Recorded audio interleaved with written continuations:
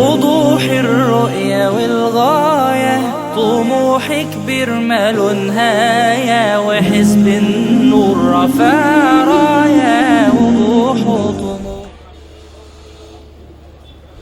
حزب النور له طموح وآمال، هي طموح وآمال المواطن المصري البسيط الذي يأمل ويتمنى أن يحيا حياة كريمة طيبة، حياة يستطيع أن يعيش من خلالها في مستوى معيشي كريم من الناحية التعليمية والصحية والاقتصادية، يحتفظ بكرامته الإنسانية ويحافظ على حقوقه وحرياته. وهو ما يعبر عنه حزب النور بأن حزب النور يطمح ويريد أن يساهم وبقوة في بناء دولة عصرية حديثة. هذا ما يريده حزب النور، يريد بناء دولة عصرية حديثة.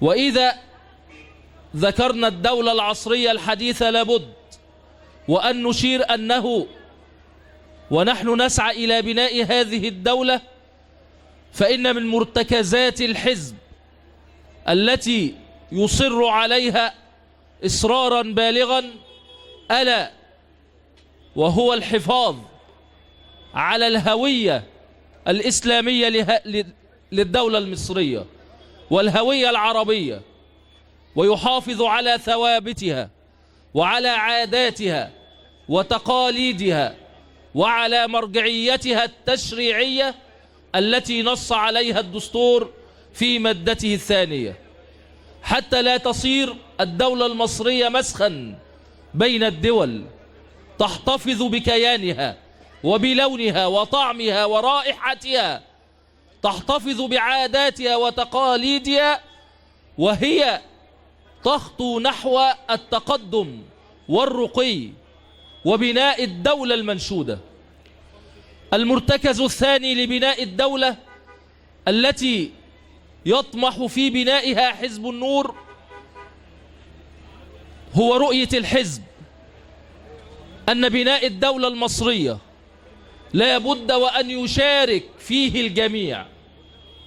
لن تبنى الدولة المصرية إلا بسواعد أبنائها جميعا، مهما اختلفت رؤاهم السياسية ومهما اختلفت الحلول التي يقدمونها لحل الأزمات.